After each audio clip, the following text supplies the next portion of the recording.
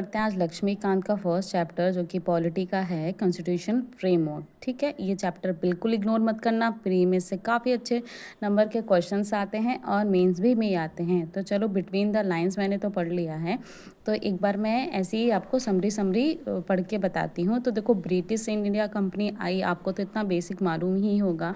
तो उनको दीवानी कहाँ से हासिल हुई? क्वीन एलिजाबेथ, हाँ, क्वीन एलिजाबेथ फर्स्ट ने 1600 में उनको दीवानी दी। दीवानी का मतलब होता है कि आप वहाँ से यूके में जो बैठे हैं क्वीन एलिजाबेथ, उन्होंने यहाँ ईस्ट इंडिया एक कंपनी, प्राइवेट कंपनी होती थी यहाँ इंडिया को, वो मतलब इंडिया में रहने वाले को, उनको बोला कि आप दीवानी सिस्टम हम आपको ऑर्डर देते हैं कि आप एक मोनोपोली, मतलब होता है कि आप ही वहीं पे बिजनेस करेंगे इंडिया में।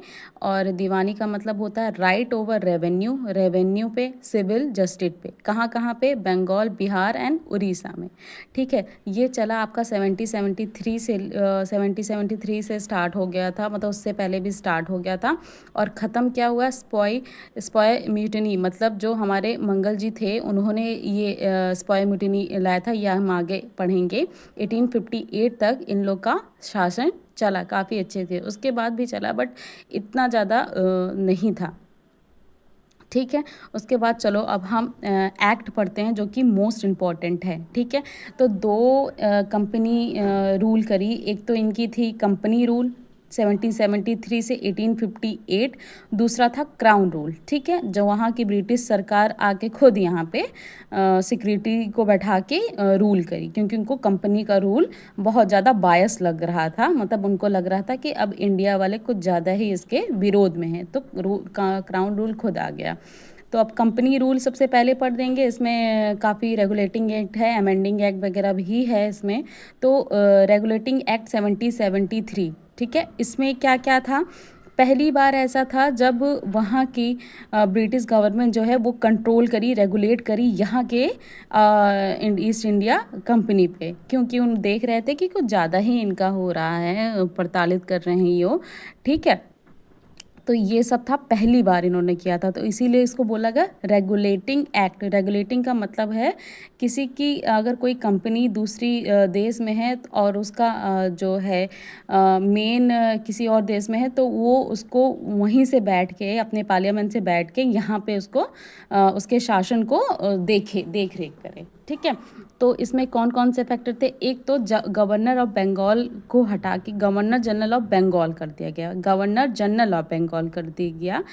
एंड क्रिएटेड, उनको एग्जीक्यूटिव काउंसिल ऑफ 4 मेंबर की बनाई गई जो उनको असिस्ट करते थे। ठीक है, जो उनको असिस्ट करते थे। और हमारे पहले गवर्नर जनरल कौन थे? Lord Warren Hasting. कौन थे? लॉर्ड वारेन हेस्टिंग, नाम जरूर रखना, लॉर्ड वारेन हेस्टिंग। कौन थे governor general of Bengal?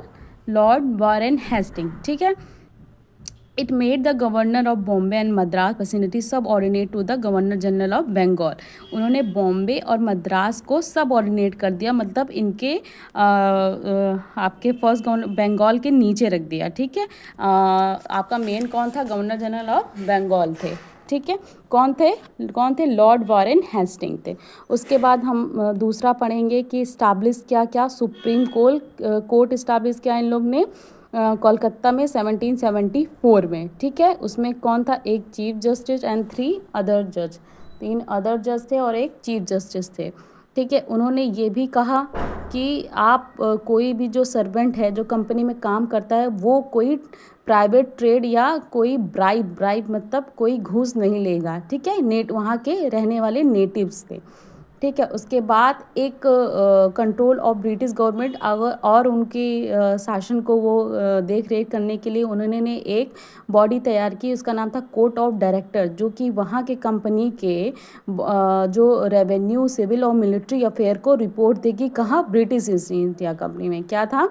Accompany by court of directors, याद रखना, कोर्ट ऑफ डायरेक्टर्स। हम कोर्ट ऑफ डायरेक्टर्स और court of board of control के बारे में भी पढ़ेंगे आगे, लेकिन कोर्ट ऑफ डायरेक्टर्स याद रखना किस में है? Regulating act 1773। अगर आप बोलोगे तो मैं ऐसी वीडियो और भी ला दूंगी जिससे आप अपना शॉर्ट नोट बना सकते हो। ठीक है, अगर आपको अच्छा लगे तो तभी बताना।